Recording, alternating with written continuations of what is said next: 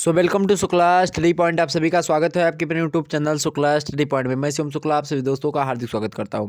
दोस्तों आज की वीडियो के अंतर्गत बात करेंगे मोस्ट इंपोर्टेंट 11 टॉपिक्स जो कि संस्कृत साहित्य बीए प्रथम वर्ष से संबंध रखते होंगे।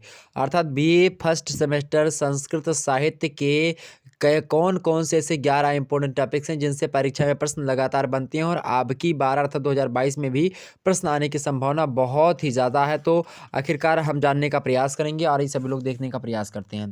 देखिए ये आपके सामने 11 इंपॉर्टेंट टॉपिक्स की एक प्रकार से थंबनेल के मतलब कि लिखा हुआ आपके सामने आ रहा है कि संस्कृत साहित्य बी प्रथम semester B first semester 2022 most important 11 topics. पहला टॉपिक है आपका राष्ट्र गौरव। राष्ट्र गौरव के बारे में पढ़ लीजिएगा कि राष्ट्र गौरव क्या है, राष्ट्र गौरव के स्वरूप को जान लीजिएगा कि राष्ट्र गौरव के बारे में ऐसे प्रश्न पूछेगा कि राष्ट्र गौरव क्या है, या राष्ट्र गौरव या फिर देश प्रेम के संदर्भ में कालिदास के प्रामाणिक का उल्लेख कीजिए, ऐसे प्रश्न। ठीक, तो राष्ट्र गौरव के बारे में पढ़ लीजिए। अगला है आपका वैदिक एवं लौकिक संस्कृत। वैदिक संस्कृत क्या होती है और लौकिक संस्कृत क्या होती है, दोनों की विशेषताओं को बारे में पढ़ लीजिएगा। और दोनों के भारतीय मतलब कि जो दर्शन भारतीय है, वैदिक में हो चाहे लौकिक में हो, तो इनमें दर्शन क्या है इसके बारे में पढ़ लीजिएगा। वैदिक अंक पद्धति हो गई, इसके बारे में पढ़ लीजिएगा। ठीक, अगला है आपके सामने संस्कृत काव्य। संस्कृत काव्य के बारे में पढ़ लीजिएगा। ठीक है, संस्कृत काव्य में क्या क्या है, जैसे कि संस्कृत काव्य में चीज़ें आपके सामने आती है। संस्कृत काव्य में आप देखेंगे जैसे कि संस्कृत काव्य में महाकवि वाल्मीकि हो गए, महाकवि वेदव्यास हो गए, महाकवि कालिदास हो गए। इन सभी के बारे में मतलब कि थोड़ा सा सामान्य परिचय देखेंगे, बाकी आगे देखेंगे। ओके, और व्याकरण का परिचय, व्याकरण भी इसी में आ जाता है, तो ये सब सामान्य परिचय देखेंगे कुछ विद्वानों के अनुसार। ओके, अगला आपका संज्ञा प्रकरण। संज्ञा प्रकरण देख लीजिएगा। संज्ञा प्रकरण में जैसे लघु सिद्धांत कौमुदी आपके पाठ्यक्रम में है, थोड़ा बहुत इसके बारे में पढ़ लेंगे तो कोई दिक्कत ही नहीं, एक आध प्रश्न आ जाते हैं।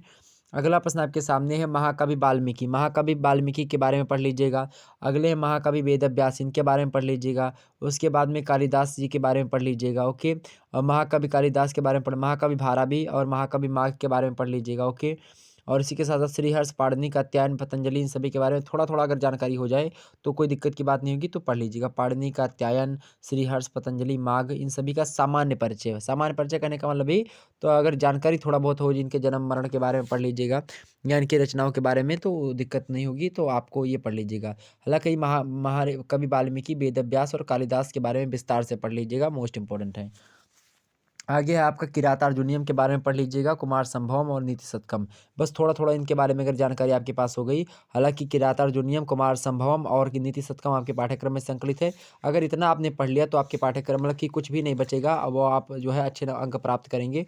तो ये था एक प्रकार से आपके लिए इंपॉर्टेंट चीज़ें जो हमने आपको बता दी। आपसे प्रश्न पूछा था कि जब भारबी ने किरातार्जुनीयम लिखा था, तो भारबी की किरातार्जुनीयम महाकाव्य की विवेचना कीजिए, ऐसे प्रश्न पूछेगा। जैसे व्यासकृत महाभारत का वैशिष्ट निरूपण कीजिए, या रामायण और महाभारत का तुलनात्मक विवेचन कीजिए, ऐसे प्रश्न एग्जाम से पूछेगा।